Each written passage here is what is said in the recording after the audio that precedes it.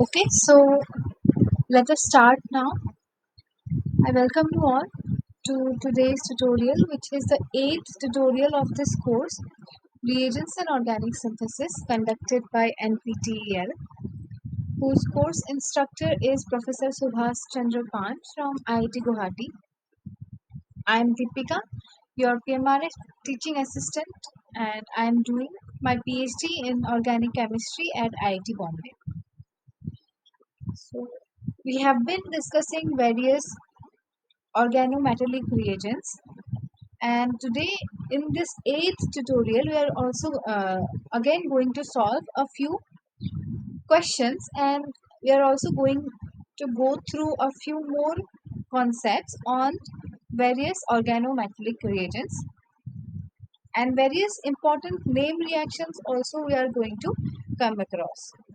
So in this week there were 3 video lectures where Professor Pan sir has discussed about various organotitanium reagents and along with their reactivity, and then came to ruthenium, organoruthenium complexes, and lastly organopalladium complexes. So let us go through the questions one by one, and some reagents uh, that we are going to discuss in this today's tutorial were not covered in the video lecture, but they are very related to what was covered, so you will find them interesting and important as well. Okay, I hope my slides are visible. So let us start today's tutorial. Okay, so this is an easy question. This ester is given and this organotitanium reagent is given in the reaction condition, and you can see that this carbonyl group of the ester is getting reduced into this olefin. Okay, so basically carbon oxygen double bond is getting converted into carbon double bond, and you get this enol ether as your final product due to the treatment with organotitanium reagent. So let us see how this reaction is going through. This reaction is actually this reagent is known as petasis reagent. Okay, and it is very similar to Tebe reagent, but this reagent is actually easier to prepare when it is compared to petasis reagent.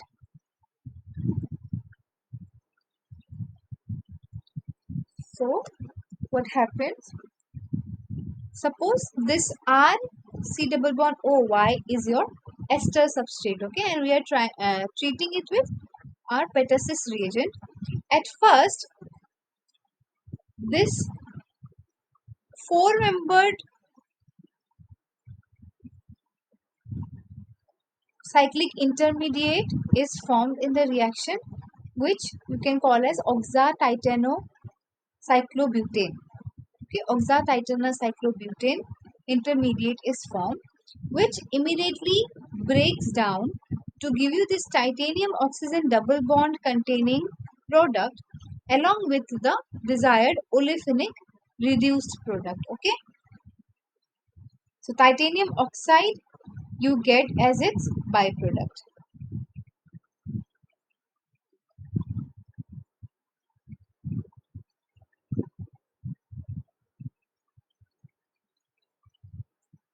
Thus, in place of Y in the ester, you have this OR group, suppose methoxy.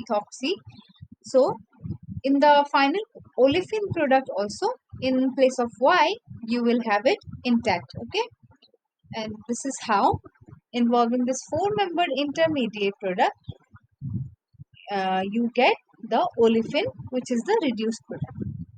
Similarly, even if you have acid chloride, that time how the reaction occurs, here also you get the oxatitanocyclobutane intermediate, but it breaks to give you a different product where you have this oxygen titanium bond containing enol ether, which then undergoes hydrolysis in the workup, and you get OH by the breakage of oxygen titanium bond. Okay, and this is due to the presence of a good leaving group, which is chloride in this acid chloride.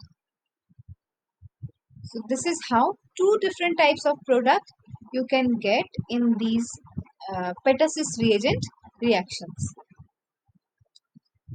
Moving to the next question, where you have two carbonyl groups. Okay, this part of the substrate you can see is amide, whereas the second part, if I draw and show you, you can see that if we divide this substrate into two equal halves, this left side part you get as amide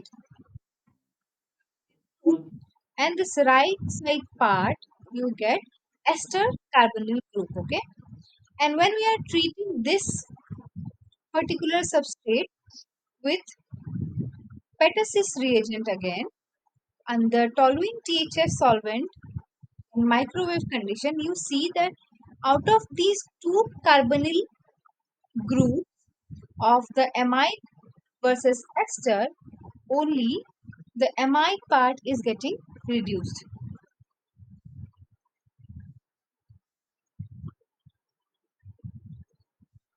So you have to remember this thing when you are treating your carbonyl containing substrate with either Tebe reagent or Petersis reagent.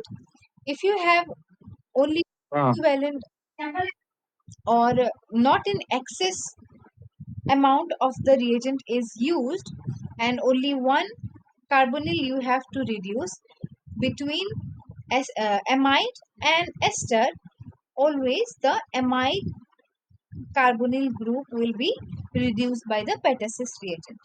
Okay, so this comes under your selectivity of Petersis reagent or Tebe reagent reduction part.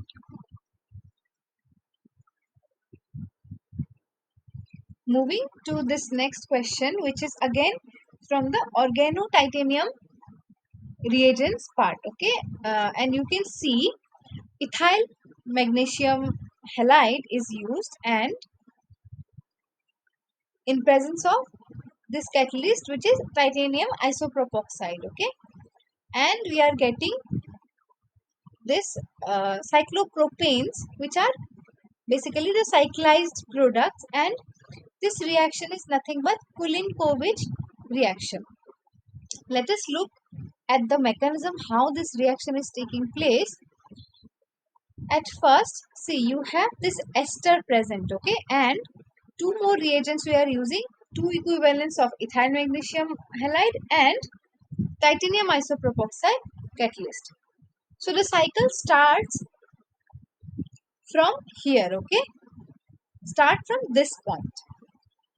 At first, titanium isopropoxide will react with two equivalent of ethyl magnesium bromide, okay, and this leads to the generation of this new diethyl titanium isopropoxide complex. Okay, and now this new titanium complex will undergo ethane molecule elimination, and the second ethyl group, which was originally coordinated to the titanium center, will now become bidentate towards the titanium center to give you this kind of three-membered intermediate complex. Okay, and now finally we are going to introduce our ester substrate to the reaction, which will now undergo insertion in this way that you can see that the carbonyl group of the ester is now linked to the titanium center, and one carbon density is removed from the ethyl group, and that carbon is now getting attached to the carbonyl carbon of the ester. Okay, to simplify,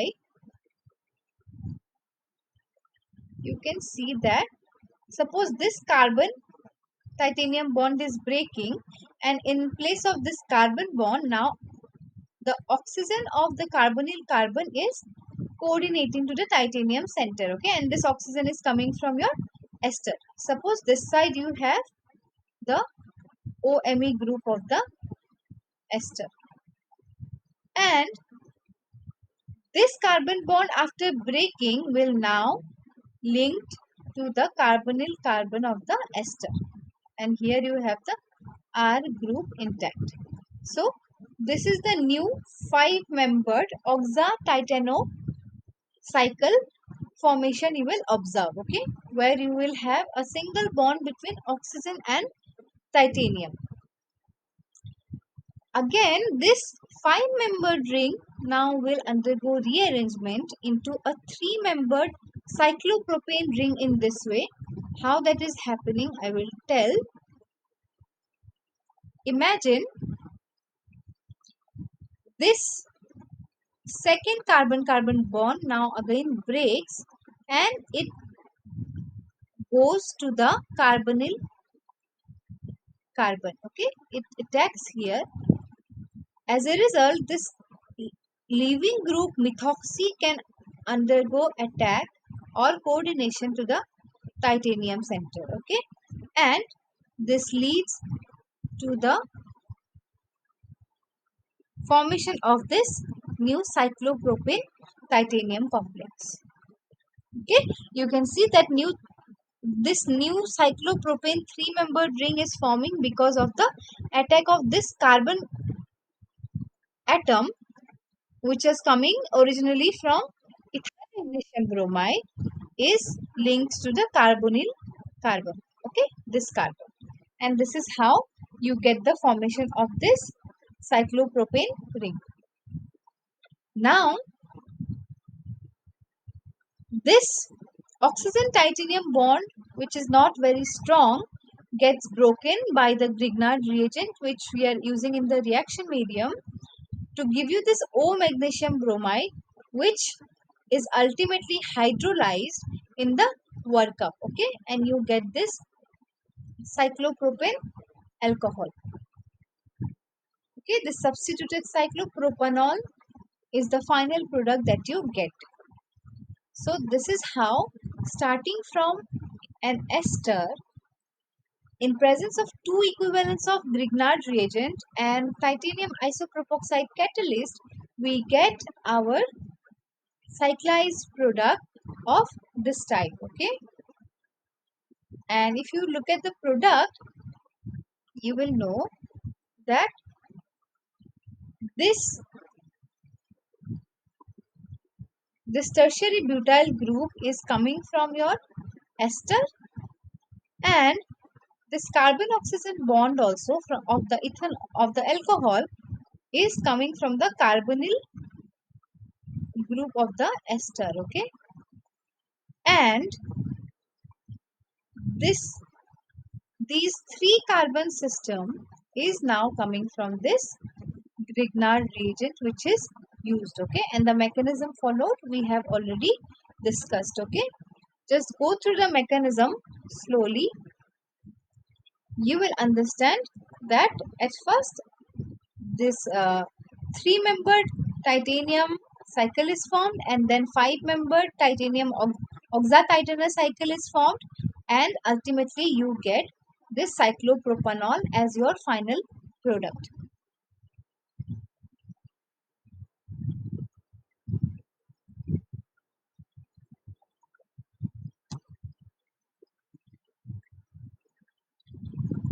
Moving to the next question, which is also very similar. If you go step by step, now you will understand how the mechanism is taking place, okay. Again, this cyclic lactone, you can say this lactone, we are treating it with ethyl magnesium bromide in presence of titanium isopropoxide, okay, and the product that we are getting is this diol, okay. You can see that this lactone moiety is broken, so this alcohol is coming by the breakage of this lactone moiety, and another alcohol moiety will come because of the Milankovitch mechanism.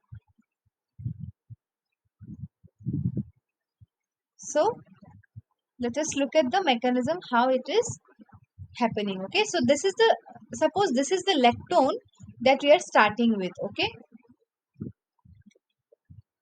so what will happen, this carbonyl group which you can see, this carbonyl group get, gets inserted to the titanium isopropoxide. If you remember the mechanism that we have discussed in the previous question, there we got this type of three-membered titano organotitanium intermediate. Here you can place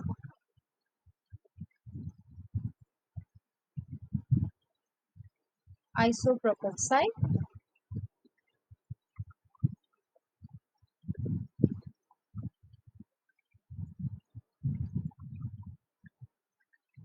Okay, so this step we have already seen in the previous question. So in the subsequent step, if you remember, we were getting a 5-membered oxo-titanocycle. So here also, because of the insertion of this carbon oxygen double bond into this 3-membered titanium intermediate, we get this similar 5-membered oxo-titanocycle. Okay, and then this 4-membered ring breaks. You can imagine it as this carbon bond shifts here, and this oxygen can now attack at the titanium center. Okay, and you ultimately get a cyclopropane ring attached to this newly formed titanium cycle. Okay, now what will happen, you can see that both these oxygen atoms are coordinating to the titanium isopropoxide. Okay, which will now lead to the hydrolysis in the workup. When we carry out the workup step, this oxygen titanium bonds will break to give you this diol as the final product. Okay, so you just have to figure out how this 3-membered ring is first forming, and then it is getting converted into this 5-membered metallacycle because of the insertion of the carbon oxygen double bond of the carbonyl group. Okay, and this is how our lactone substrate is breaking to give you this diol moiety. Okay,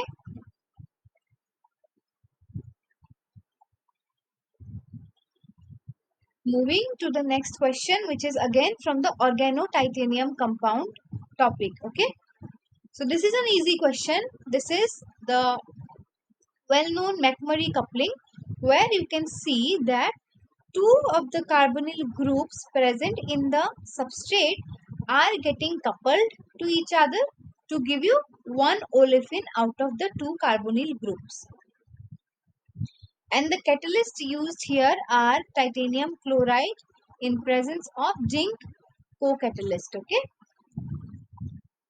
let us look at the mechanism how it is happening.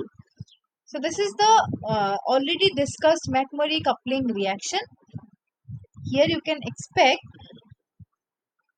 this kind of oxyanion intermediate because of single electron transfer from the titanium center. Okay, and by the reaction of two such oxyanions formed, you can get this type of intermediate radicals by the coordination of two oxyanions to the titanium center. Okay, and then the di radical which you get undergoes cyclization to give you a 5-membered dioxatitano cycle, and that metalla cycle immediately breaks to give you this titanium dioxide byproduct and the desired olefin coupling product. Okay, you can see that suppose it is the reaction of two molecules of this carbonyl group, you get the coupling of two carbonyl groups to give you only one olefin of this type. Okay, this tetra substituted olefin you will get as your final product.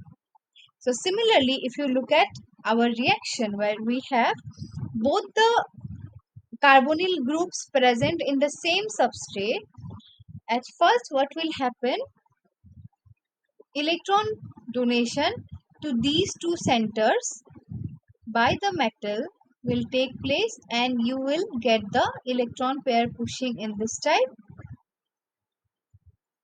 to give you oxyanions diradical. Here you have aryl group, and here suppose you have the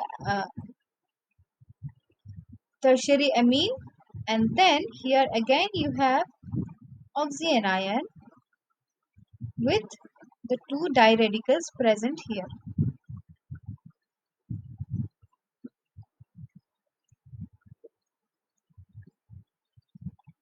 Right, okay.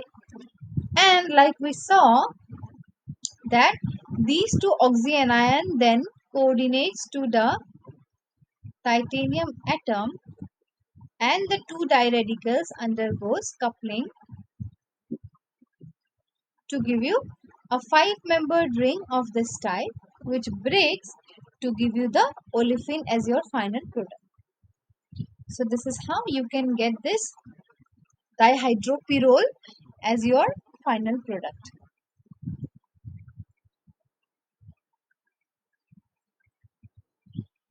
Again, moving to this next question, where you can see this allyl substituted vinyl substituted indole, N-protected indole, we are treating it with titanium isopropoxide in presence of Grignard reagent.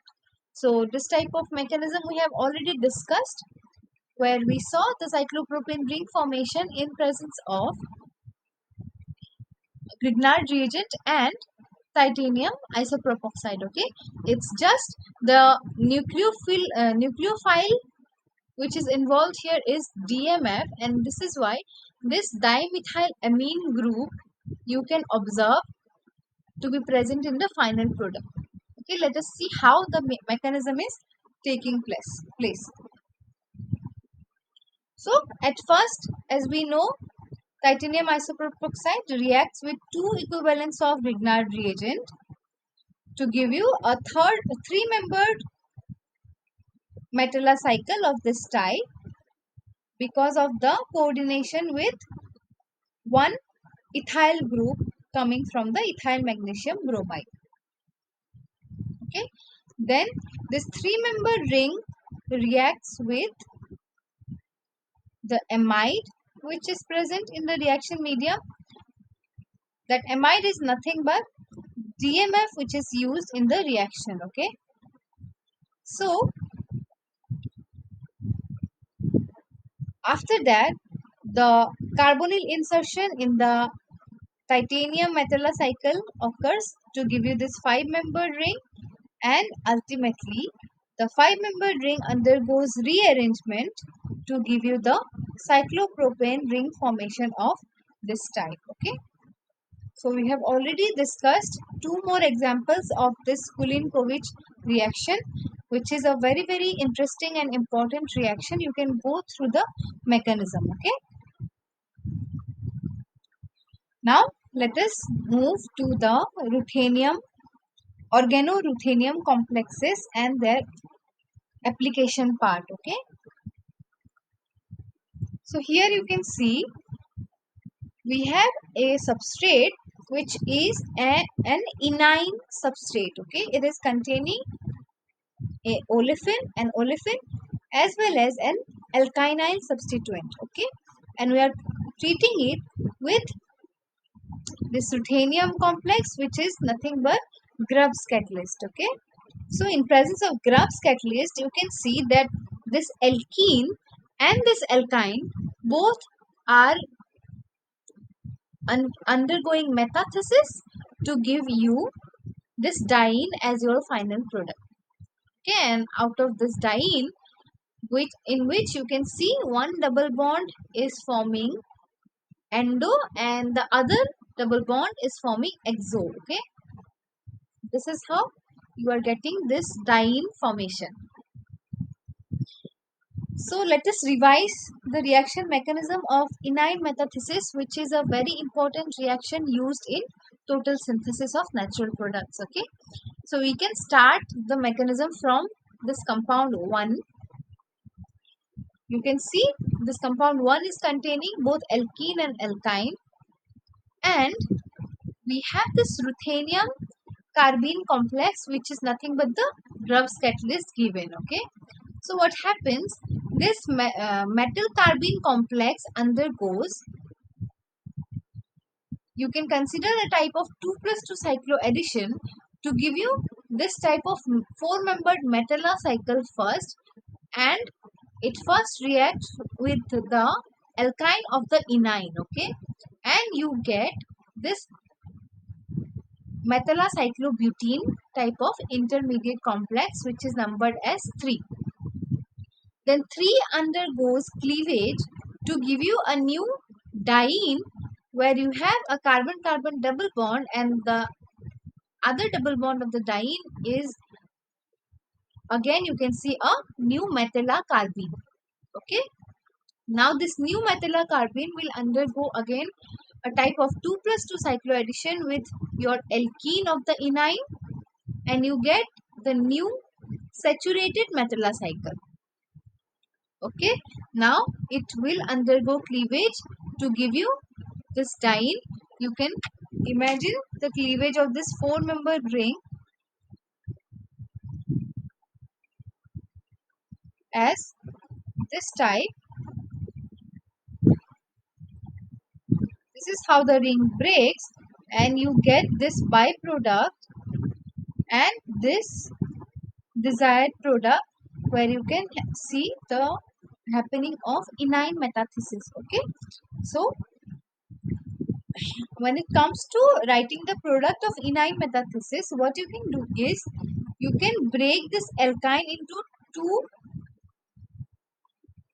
alkenes. Okay, you can convert this alkyne into diene, and you can form this metathesis cyclization, where you will have this endo double bond in the product, and this endo double bond in the product, and this exo double bond will be present.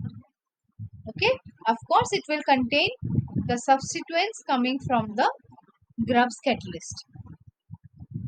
Okay, so this is how the enine metathesis reaction takes place, and thus for this particular reaction you can consider that this triple bond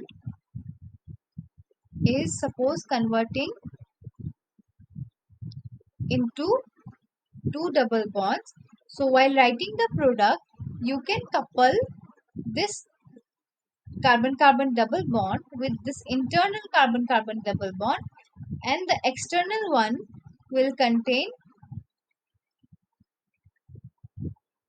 the substituents from the catalyst, if any. Okay, here no such substituents are present, so you can get unsubstituted external endo double bond. Okay,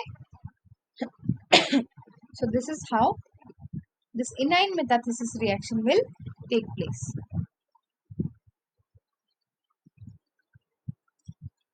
Again, another example of metathesis reaction is given here. You can see that this ether, acyclic ether, you can see, and it is reacting with this alkyne in presence of ruthenium catalyst. Okay, and you can see that the product that it is liberating is eliminating this dihydrofuran product, okay, and this is generating from your substrate only, okay, and after the elimination of the dihydrofuran product, you can also see the formation of this new diene, okay. If we look at the mechanism of this reaction, what happens? This is involving a type of relay approach in cross enine metathesis. Okay, this type of reactions are called relay ring closing or relay enine metathesis. So at first, what is happening? This terminal double bond is binding to the ruthenium catalyst. Okay, to give you this methyl carbene double bond in the terminal double bond. Okay, now this metal carbene intermediate product will break to give you the byproduct which we have seen, and how it is forming. Imagine the metathesis of this double bond and this double bond, as we have already seen in the cases of metathesis products. These two double bonds will form a four-membered ring intermediate, and it will break down to give you this product at one side, and on the other side this new metal carbene complex will form. Okay, this double bond will get broken and it will undergo metathesis with the other double bond coming from this metal carbene double bond. Okay, and you get the metathesis double bond in the form of dihydrofuran. So after the formation of this new metal carbene product, it will undergo cross enine metathesis with the alkyne which is given in the product. Okay, so let us consider this metal carbene complex is present and we have R3, which, like I said, you can divide it into two parts in this way, where this part can now undergo reaction with this double bond to give you the cross enine metathesis product, which is this substituted diene. Okay, so this is how, as the byproduct, you are getting a synthetically important molecule, which is nothing but dihydrofuran in this case. So moving to the next question, which is again very easy from the same topic, Grubbs catalyst. Okay, you can see this substrate which is containing multiple double bonds and a triple bond is treated with Grubbs second generation catalyst, and you get a cyclized product which you can form by not only one Grubbs metathesis, but it is involving two types of Grubbs metathesis. Okay, the right side of the substrate is undergoing ring closing metathesis, whereas the left part of the substrate is undergoing enine metathesis. Okay, so both ring closing metathesis and enine metathesis of the substrate in presence of Grubbs second generation catalyst can give you the product which is numbered as 2. Okay, and then if you think how we are getting the compound 4 from 2 in presence of this anhydride, that is coming from the 4 plus 2 cycloaddition reaction between the diene formed from the substrate and the dienophile, which is the anhydride in this case. Okay, see, you can see a S trans this transoid diene is forming as a result of the enine metathesis of this side, and this cis diene, not trans, this cis-diene undergoes 4 plus 2 cycloaddition reaction with this dienophile, which is electron deficient. Okay, so these this diene and this dienophile now can undergo cycloaddition reaction to give you this tetracyclic product as your final product. Okay, so the first part of the reaction is involving both ring closing metathesis and in-wine metathesis, and which is followed by 4 plus 2 cycloaddition with this anhydride. Okay, and this 4 will be your final product formed in this reaction.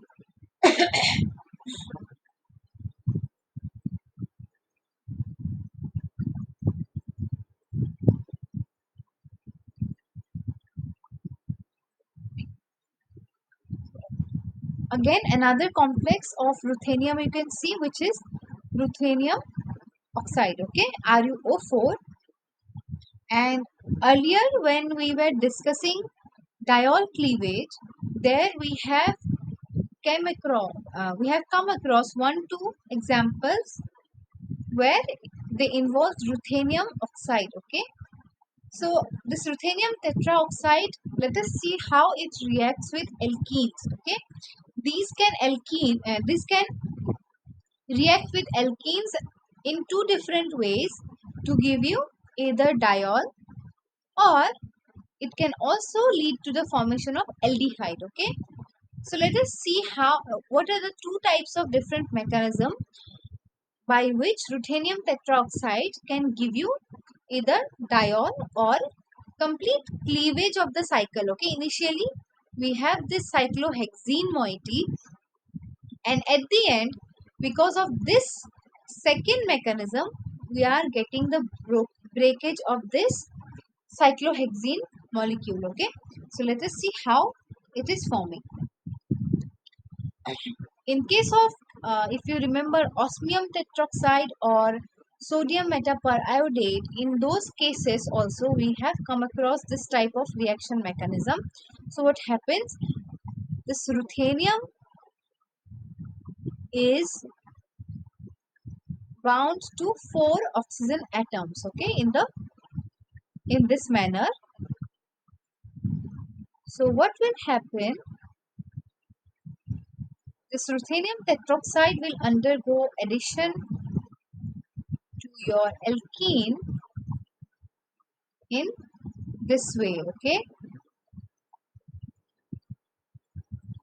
and you will get a 5-membered oxa-ruthenium cycle intermediate. Okay, which immediately undergoes breakage in presence of either moisture, or in absence of moisture also you can get product formation. So at first what happens, in presence of moisture, you can see that this water molecule attacks this way. This water molecule will attack at the ruthenium center, and you will get this ruthenium oxygen bond breakage.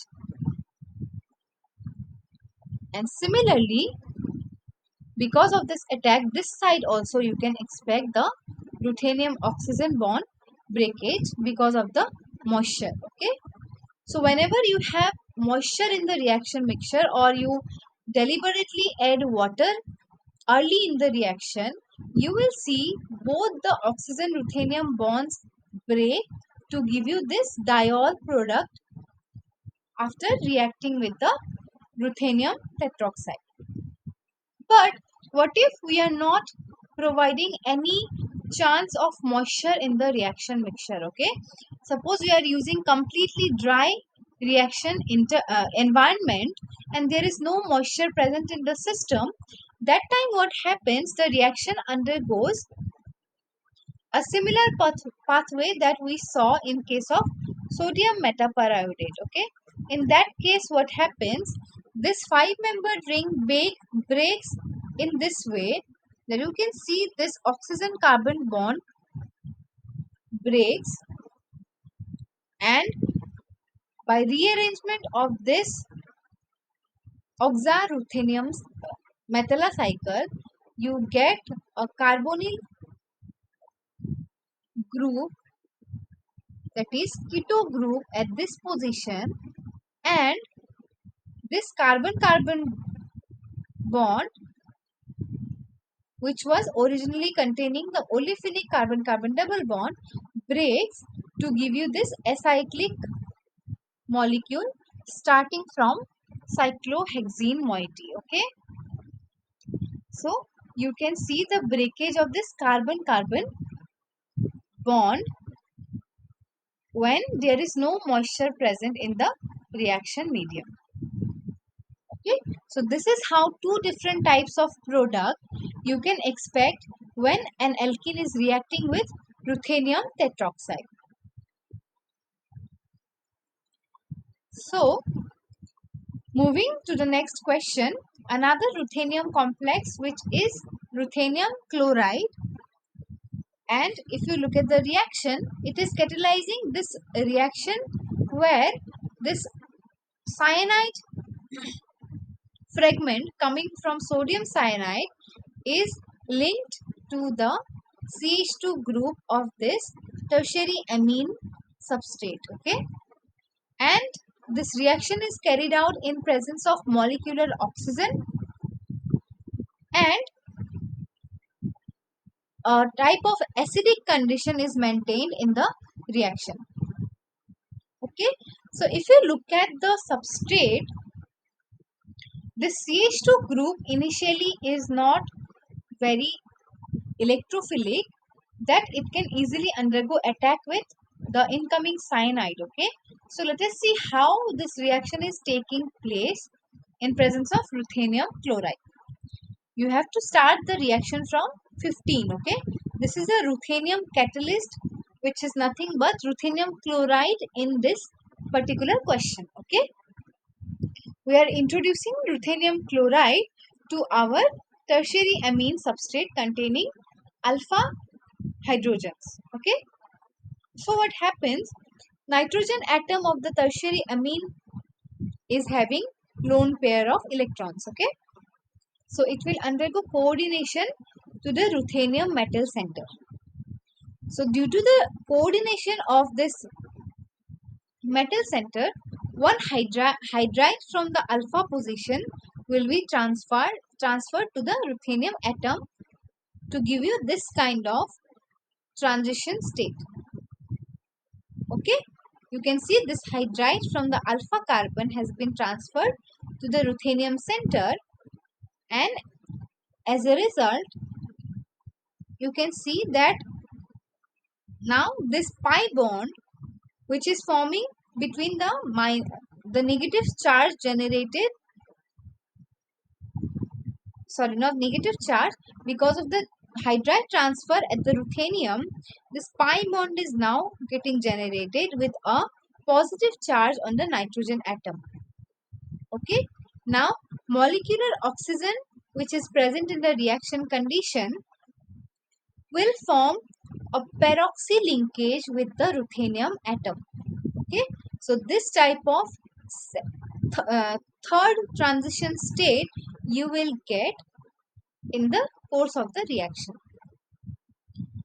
And now this transition state will finally undergo cleavage to give you the link of carbon carbon bond of between the alpha carbon and the cyanide incoming from HCN or NaCN, you can say, because you can see that suppose the cyanide nucleophile is coming to attack at this transition state at this position, and you will see that electrons will move towards the nitrogen, and after the neutralization of the nitrogen atom, this coordination between the pi bond and ruthenium atom is also broken, and you will see the formation of this type of ruthenium oxide complex now. Okay, so this is where you get your desired product. The cycle again moves further to react with another molecule of the substrate, and it ultimately gives you your ruthenium catalyst back in the catalytic cycle. Okay, so this is where you are getting your desired product. So this type of reactions are observed when we treat tertiary amines containing alpha hydrogens in presence of ruthenium chloride and molecular oxygen. Okay, this peroxide formation step is, I feel, is important for you because it is showing an uncommon reactivity in this reaction mechanism. Okay, and this is how you ultimately get this cyanide containing tertiary amine, starting from this tertiary amine containing alpha hydrogens. Now moving to the next question. Now this reaction is different from the previous one where we saw the reaction of ruthenium chloride, which is this type. So in this reaction we have this alkene, you see, which is containing a sulfonyl group, is reacting with ruthenium chloride in presence of sodium metaperidate. Okay,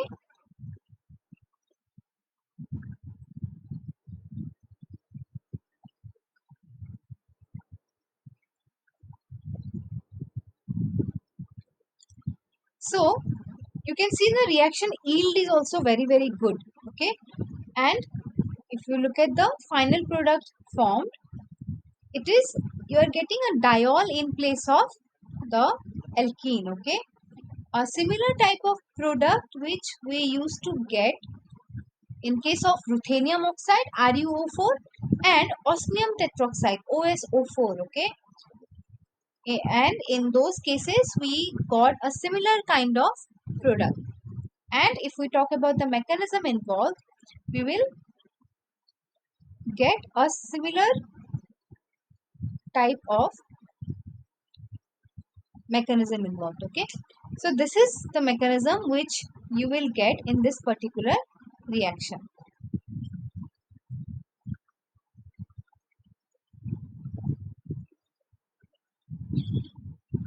So what happens in the reaction condition? If you see, we have ruthenium chloride and sodium metaperidate. Okay, these two reagents will in situ generate ruthenium tetroxide. Okay, if you search in the literature, you will find how these two reagents undergo in situ reaction to generate this ruthenium tetroxide, which undergoes reaction of this type to give you this diol from the alkene. Okay, so this ruthenium complex that you are seeing here is actually getting generated by the reaction of ruthenium chloride and sodium metaperidate. So whenever in the reaction condition you are given RuCl3 and NaIO4 sodium metaperidate, you have to know that this ruthenium complex gets generated by in situ reaction between those two reagents. Okay, so this is how you get a similar kind of reactivity as we saw in case of osmium tetroxide to get a diol generated from the alkene. Okay, so this is the diol product generating from this alkene at this position.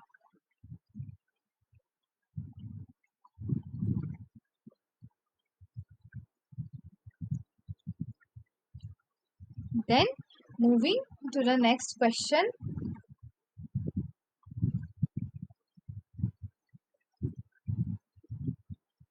Okay, so this question is from the topic organopalladium complexes, okay, which were covered in the third lecture of this week's uh, video lectures. Okay, in the third lecture of week 8 you will find the organopalladium complexes and many important coupling reactions which are used extensively in the organic synthesis were discussed in the week 8 lecture 3. Okay, so let us look at this particular reaction where you can see that this ester substrate we have containing an alkene and this lithiated phenol 2 equivalent we are using and a palladium complex also we are using as a catalyst. Okay, and if you look at the product, you will see that in the substrate what are the changes that are taking place at this position. This aryl group is coming and this double bond is isomerizing and this OCOOMe group is leaving. Okay, this O minus and CO2Me group is leaving. So that is the net result of this reaction, but you have to know how palladium is doing this mechanism to give you this rearranged double bond product. Okay, and if you look at the yield and enantioselectivity of the product, those are also very excellent. Okay, so let us see how the reaction mechanism is taking place. So this reaction in presence of palladium is the well-known Suzy-Trost reaction. Okay, and this reaction involves an eta 3 pi allyl complex of palladium as a transition state in the reaction mechanism. Okay, so when it gives the final product, if the incoming nucleophile in the reaction is hard is soft nucleophile, suppose in this reaction your nucleophile will be this O minus which will be incoming. So in the reaction mechanism, if the incoming nucleophile is soft nucleophile, it will attack the allyl group of the pi allyl complex. Okay, but if the nucleophile is hard nucleophile, it will attack at the palladium center of the pi allyl complex.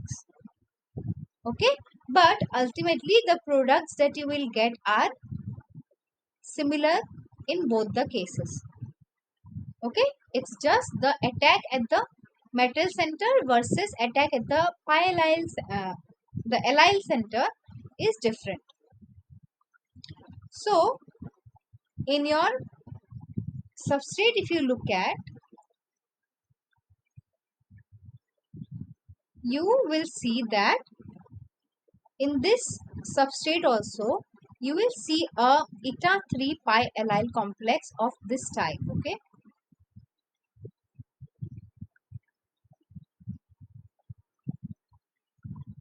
this leaving group will get eliminated and this positively charged pi allyl group will coordinate to the palladium catalyst. Okay, and your nucleophile will now attack at the transition state. As you can see, in this case we have a hard nucleophile, so it will attack at the metal center and you will ultimately get the Suzy-Trost product of this type. Okay, the double bond will be here and nucleophile will be attached to this side. Okay, and this is how you will get this final product with 90% of yield.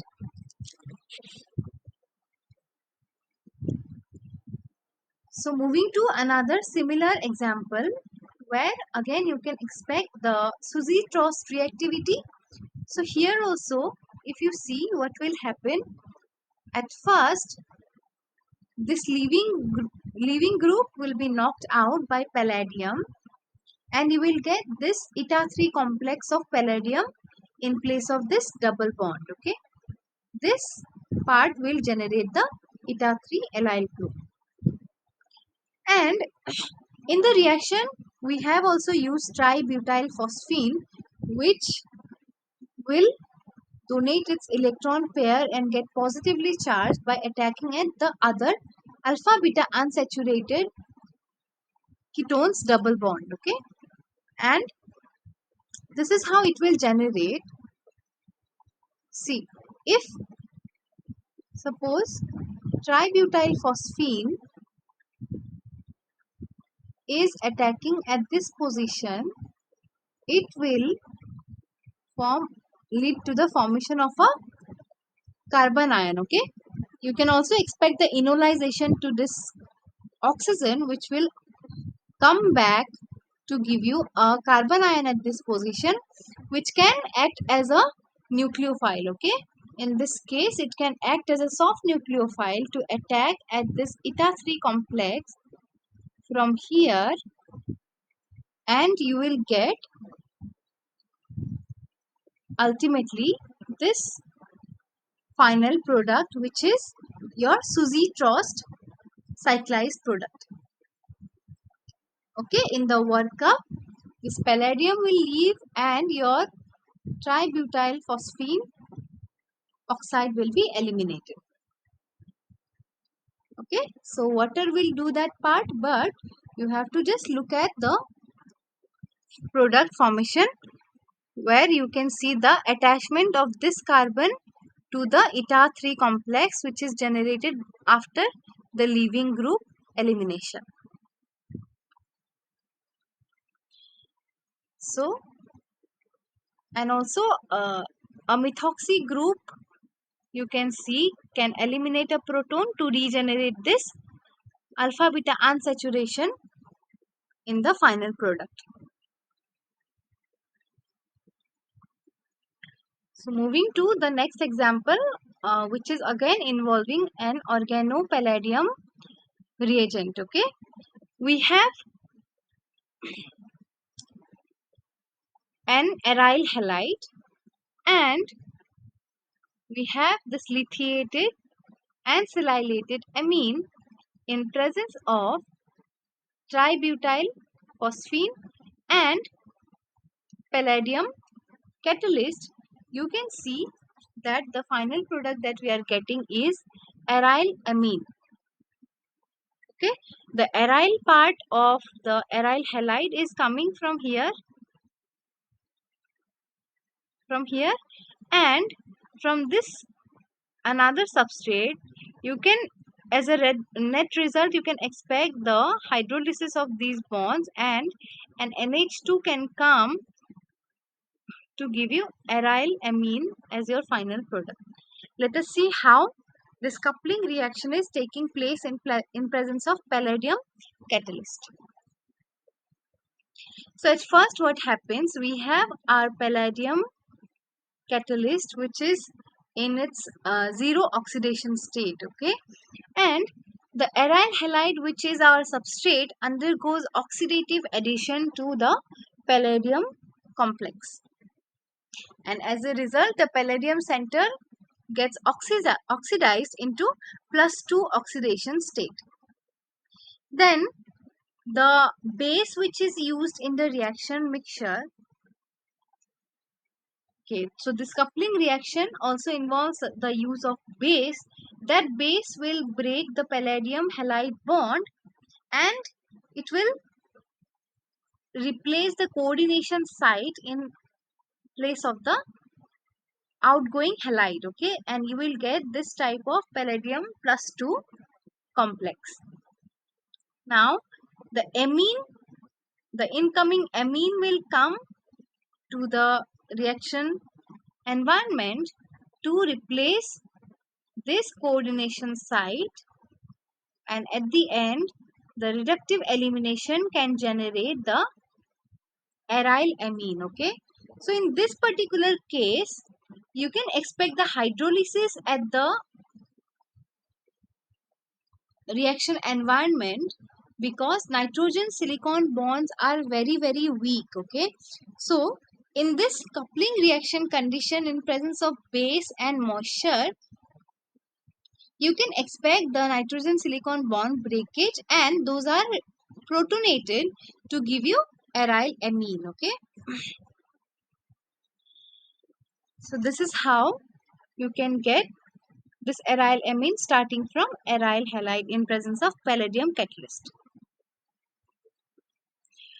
Another very easy example from the Negishi coupling topic. Okay, so it is nothing but just coupling of two aryl groups in presence of palladium catalyst.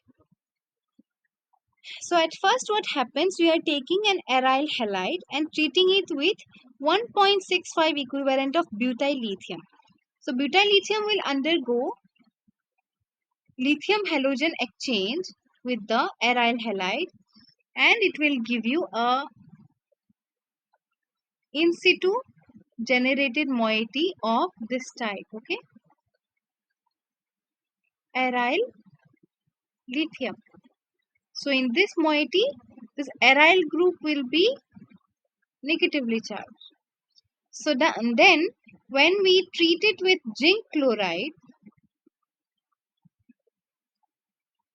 so here zinc is bound to two chlorines, it will attack at the zinc center and one chloride will leave. So you get a zinc complex of this type.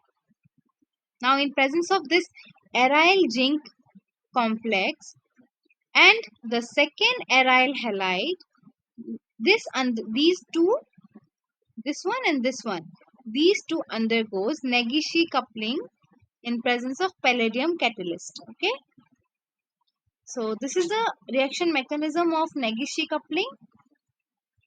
You can see that the second aryl halide that we saw undergoes oxidative addition to the palladium center, which then undergoes transmetallation with the aryl zinc complex to give you coordination of both the aryl groups to the palladium center. Then this complex undergoes trans-cis isomerization to give you this palladium complex, which undergoes reductive elimination to give you the coupling of both the aryl groups. And this is how you get the Negishi coupling product, where you will have both the aryl groups coupled because of the reductive elimination at the end.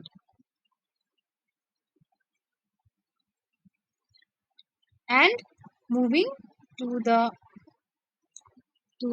this very easy question, which is nothing but head coupling reaction condition. Okay, this must be very easy for you.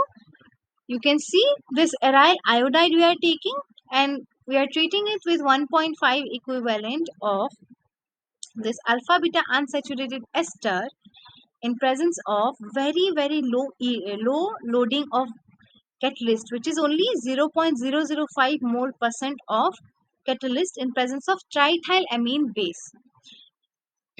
Okay, so you can simply see that the aryl group and this vinyl group is getting coupled to give you this alpha beta unsaturated ester. So this is the reaction mechanism that the reaction is following. At first, the aryl halide or alkyl halide, what we are using, aryl halide undergoes oxidative addition to the palladium to give you palladium plus 2 coordination state complex, which then undergoes insertion of the alpha beta unsaturated ester, okay, to give you this type of palladium sigma intermediate. Then it undergoes beta hydrogen elimination to give you this kind of new palladium pi complex, where you can see that the aryl group has transferred to the alpha beta unsaturated double bond. And reductive elimination will finally lead to the formation of your Heck coupling product, okay, and then the base can regenerate your palladium zero catalyst. So this is how the Heck coupling of this aryl halide and this alpha beta unsaturated ester has taken place. So with this we have arrived at the last question of this palladium organopalladium complexes, okay. So in today's tutorial we have discussed various questions from the topics organotitanium, organoruthenium and organopalladium complexes and their reactivities, okay. And some examples which I have included in today's tutorial, those were not taught in the video lectures, but those are related to the topics covered. So this is why those examples are very, very important for you, okay. Let us quickly revise all the questions that we have discussed today. We started the question series with this petasis reagent, okay, and we talked about the preparation of petasis reagent is easier when it is compared to Tebbe reagent, okay. Reactivity wise, Tebbe reagent and petasis reagent react very similarly, okay. So when you treat ester with petasis reagent, you get the reduction of the carbonyl group into olefin, and thus the esters are reduced to enol ethers.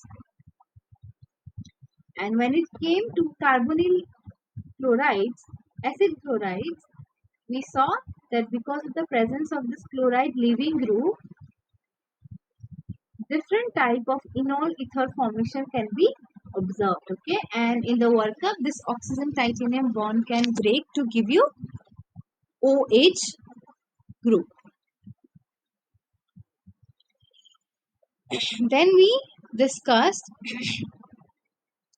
another example from petasis reagent topic, where we saw that when it comes to selectivity between amide and ester, amides are more reactive towards Tebbe reagent and petasis reagent. Then we discussed this Kulinkovich reaction, where we saw that this ester in presence of Grignard reagent and titanium isopropoxide catalyst underwent cyclization to give us cyclopropane rings formation. And another similar example we discussed where this lactone moiety was broken to give you a diol moiety as the final product.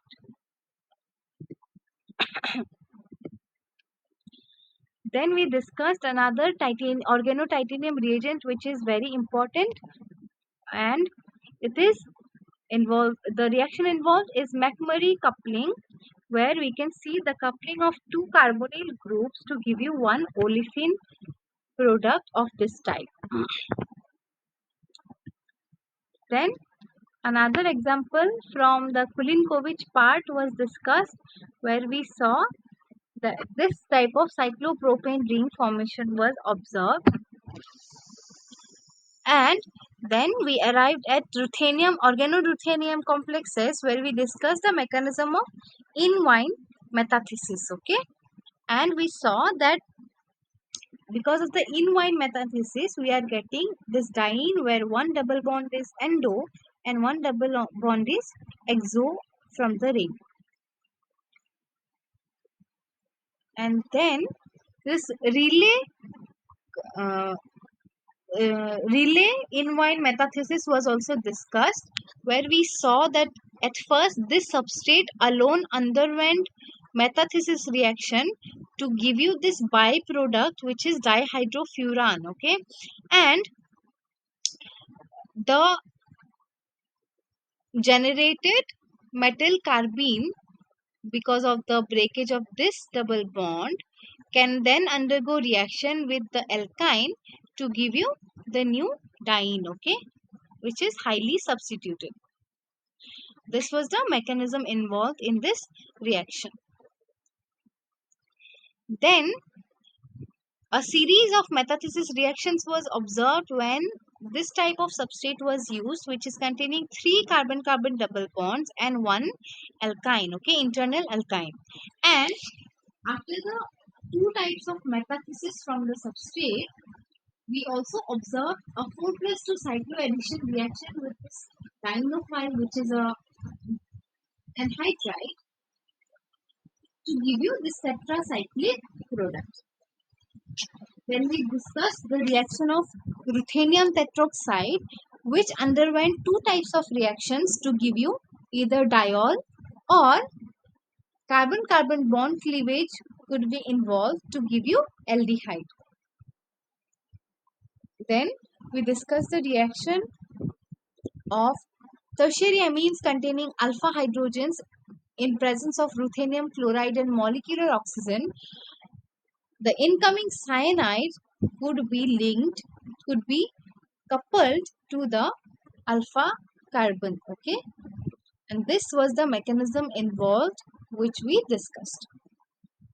Then we talked that when you have ruthenium chloride with sodium metaperiodate in the reaction medium, you have to understand that these two reagents undergo reaction in situ to generate ruthenium tetroxide, which can lead to the formation of diol from alkene, okay, and the reactivity of the newly formed moiety is similar to what we saw in case of sodium metaperiodate or osmium tetroxide, okay, mainly osmium tetroxide, which generates diol from the alkene.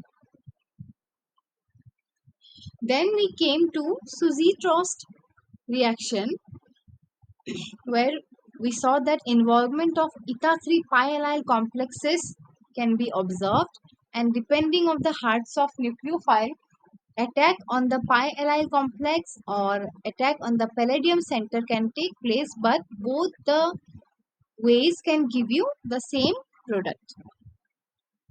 And here also by Suzy-Trost reactivity, we saw that ring closing reaction occurred at this position, which was initiated by the leaving of this leaving group, okay.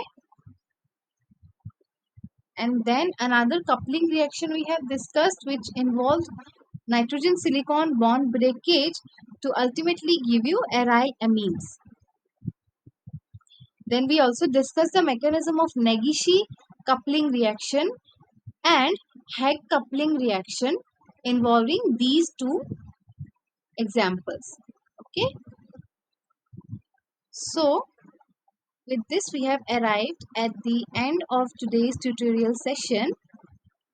In next tutorial we are going to discuss some more organometallic reagents which are important in organic synthesis, okay.